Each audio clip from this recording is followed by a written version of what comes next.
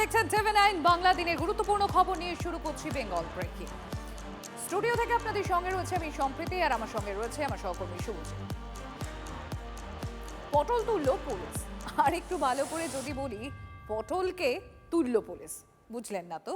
ধনেখালির দাপুটে তৃণমূল নেতা পটল ওরফে সৌমেন ঘোষ, তার বিরুদ্ধে অভিযোগের পাহাড় জমেছিল। এবার গ্রেফতারির পালা। আদালতে তোলার আগে তাকে ঘিরে রীতিমতো লক্ষ্যযোগ্য। কালো হাত ভেঙে দাও, গুলিয়ে দাও, পটল চোর, তৃণমূলের সবাই চোর, অসীমা চোর, বুলবুল চোর, অরুণ চোর, তৃণমূলের সবাই চোর।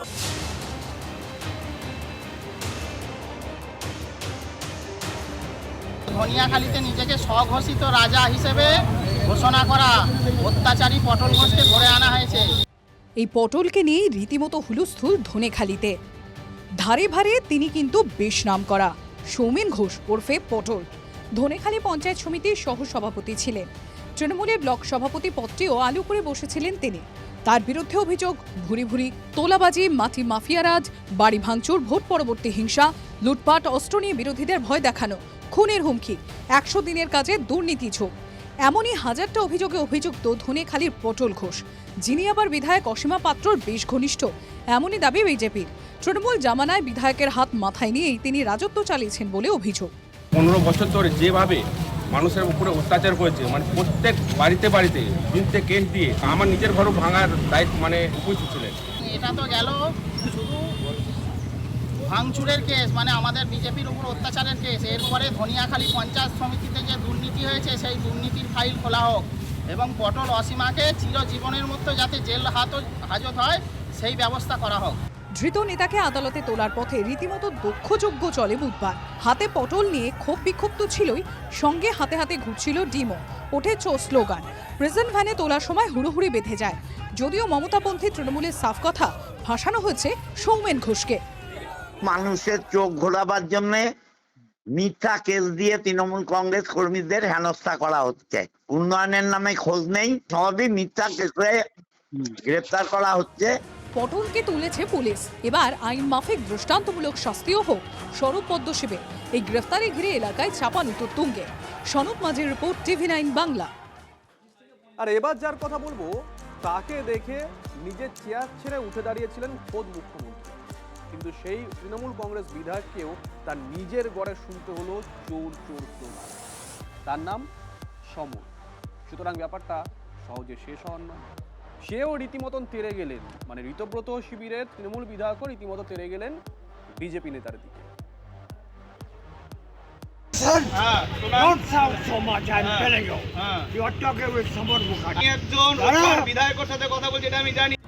চাঁচলে থানা চত্বরে জোর সমর। প্রবীণ বিধায়কের সঙ্গে নবীন নেতার কথার লড়াই। বিজেপি নেতার একের পর এক বান। এতেই তেরে যান ঋতব্রত শিবিরে থাকা তৃণমূল বিধায়ক সমর মুখোপাধ্যায়। আপনি সরকারি সম্পত্তি কেন বিক্রি করেছেন? আমি করেছি। কে করেছে? আপনি তো দায়িত্বে ছিলেন। পুলিশকে আমরা অবিলম্বে বলছি ওনাকে অ্যারেস্ট করুন। কাউকে না জানিয়ে একটি সমবায় সমিতির জমি বিক্রির অভিযোগ ওঠে বর্ষিয়ান বিধায়কের বিরুদ্ধে। বুধবার সেই মামলায় তাকে চাঁচল থানায় জিজ্ঞাসাবাদ করা হয়। থানা থেকে বেরোতেই বিধায়কের বিরুদ্ধে ওঠে চোর স্লোগান। এরপরেই সমরের মেজাজ সপ্তমে ওঠে। দুর্নীতির অভিযোগ তুলে গলা চড়ান বিজেপি নেতাও। আমার নাম প্রসেনজিৎ শর্মা, চাঁচলের গ্রাম পঞ্চায়েতের সদস্য। আপনি এমএলএ, আমি পঞ্চায়েতের সদস্য। সবাইকার ব্যাংকের জায়গাটা কি করে বিক্রি হলো? আপনি পুরোপুরি এর মধ্যে ইনভলভ। আপনি ইনভলভ। আমার ছবি হচ্ছে, অসুবিধা নেই। 3 বার কংগ্রেস ও 3 বার তৃণমূলের টিকিটে রতুয়া থেকে জিতেছেন সমর। বর্তমান বিধানসভায় তিনি অন্যতম প্রবীণ সদস্য। 6 বারের বিধায়কের প্রতি তার আলাদা শ্রদ্ধা আছে বলে বিধানসভায় জানিয়েছিলেন মুখ্যমন্ত্রী শুভেন্দু অধিকারী। অমর মুখার্জিকে দেখলে এখনো উঠে শ্রদ্ধা জানাই। রতুয়ায় বিজেপি কর্মীরা ক্ষুব্ধ হতে পারে, যা সত্যি তাই বললাম। সেই সমর খাসতালুকেই বিক্ষোভের মুখে। যে ডাক্তার দেখানো হয়েছে আমার নামে ফলস রেজিস্ট্রি করানো, সেই ডাক্তারই ভুল। উনি যেভাবে সরকারি সম্পত্তি আত্মসাৎ করার চেষ্টা করেছেন, তাই আমরা আজকে সকলে মিলে এসে একটু বিক্ষোভ দেখিয়েছি। আমরা চাই যে এই নৈতিক যাতে জায়গাটা যাতে আবার মানুষ ফিরে পায়। ঋতব্রত শিবিরের বিধায়ককে ঘিরে বিক্ষোভে যেন উল্লসিত মমতাপন্থী তৃণমূল নেতারা। শুভেন্দু অধিকারী যথেষ্ট পদক্ষেপ নেবেন। বালিশ তৃণমূলে গেছে বলে তাকে মাফ করে দিবে, এটা আমরা বিশ্বাস করি না। বুধবার দুপুরে থানার সামনে যখন দুই নেতার তুমুল কথা কাটাকাটি হয় তখন পিছনে উঁকি মারছিল একটি জনপ্রিয় ব্র্যান্ডের ক্যাচলাইন, ঠান্ডা থাক, রতুয়ার রাজনীতি ঠান্ডা রইল কোথায়, বেজায় গরম। মালদা থেকে সুব্রত ভট্টাচার্যের রিপোর্ট, TV9 বাংলা। হাবড়া থেকে গ্রেফতার পাক গুপ্তচর, নেপাল সীমান্ত হয়ে বাংলায় ঢুকেছিল রানা। তপসিয়ার ঠিকানায় ভুয়ো পরিচয়পত্র তৈরি, ধৃতের কাছ থেকে উদ্ধার জাল আধার ও ভোটার কার্ড, ভুয়ো নথি তৈরির অভিযোগে পাকড়াও আরও এক। আমরা এই খবরের দিকে নজর রাখবো, তবে আরও একটা খবর দিই আপনাদের। ঋতব্রত বন্দ্যোপাধ্যায়ের পাশে বসে পুরসভার চেয়ার হারাচ্ছেন জলপাইগুড়ির চেয়ারম্যান। কালীঘাট তৃণমূল শিবিরে থাকা কাউন্সিলরদের অনাস্থা ঘিরে জলপাইগুড়িতে বিস্তর নাটক। চেয়ারম্যানের দাবি, বিজেপির একাংশের সঙ্গে হাত মিলিয়েছেন বিক্ষুব্ধরা। তৃণমূলের দুই শিবিরকে বিঁধেছে বিজেপি। আমরা সবাই ঐক্যবদ্ধ এবং আমরা একসঙ্গেই থাকবো এবং আশা করি আমরা সাকসেস হব। ঋত শিবিরে যোগ দিয়ে পদ হারার মুখে, চেয়ার হারাবেন জলপাইগুড়ি পুরপ্রধান। কালীঘাট তৃণমূলের চ্যালেঞ্জ চেয়ারম্যানকে। জলপাইগুড়ি পুরসভায় দুই তৃণমূলের তুমুল কাজিয়া। নতুন শিবির তৈরি হওয়ার পর তখন এক এক করে বিধায়ক, তৃণমূল নেতারা মমতা বন্দ্যোপাধ্যায়কে ছেড়ে ভিড়ছেন ঋতব্রত ক্যাম্পে। অনেকেই বলছেন, কলকাতার বাইরে প্রথম কোনো পুরপ্রধান তখন বিধানসভায় গিয়ে ঋতব্রত বন্দ্যোপাধ্যায়ের সঙ্গে দেখা করেছিলেন। তিনি সৈকত চট্টোপাধ্যায়, জলপাইগুড়ি পুরসভার চেয়ারম্যান।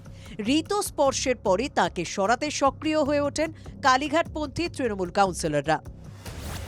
25 আসন বিশিষ্ট জলপাইগুড়ি পুরসভায় 22 জন সদস্য তৃণমূলের, 2 জন কংগ্রেস এবং 1 জন সিপিএম কাউন্সিলর রয়েছেন।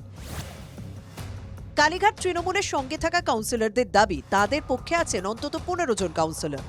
সবাই আমরা মমতা বন্দ্যোপাধ্যায়ের সঙ্গেই রয়েছি। তিনি নির্দেশ পাঠিয়েছেন অবিলম্বে আমাদের চেয়ারম্যানকে পরিবর্তন করতে হবে। দিন কয়েক হলো পুরসভায় যাচ্ছেন না চেয়ারম্যান।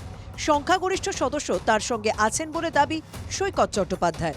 পুরপ্রধানের অভিযোগ, বিজেপির একাংশের সঙ্গে হাত মিলিয়ে অনাস্থা এনেছেন দলেরই একাংশ।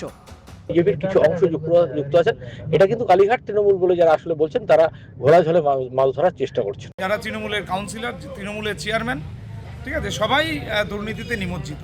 সুতরাং এখানে তারা কাকে চেয়ারম্যানে বসালো না বসালো বিজেপি তাতে যায় আসে না। বিধানসভা ভোটের নিরিখে জলপাইগুড়ির সবকটি ওয়ার্ডেই এগিয়ে বিজেপি। এই প্রেক্ষাপটে তৃণমূলের দুই শিবিরের আকচা আকচিতে পুরসভা কতটা চলবে তা নিয়ে সংশয় শহরবাসীর একাংশ। এখন দেখার যে কালীঘাট শিবির না ঋতব্রত শিবির, কোন শিবিরের হাতে এই ক্ষমতা থাকে।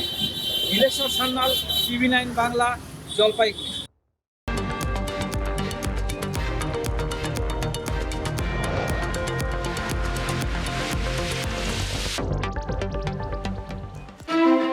TV9 বাংলা সুস্বাস্থ্য 2026।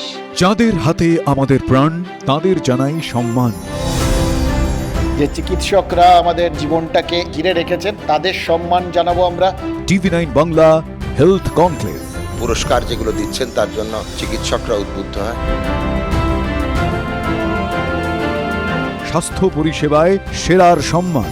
দেখুন TV9 বাংলা সুস্বাস্থ্য, শনিবার বিকেল 5:25 TV9 বাংলায়। TV9 বাংলা, না দেখলেই নয়।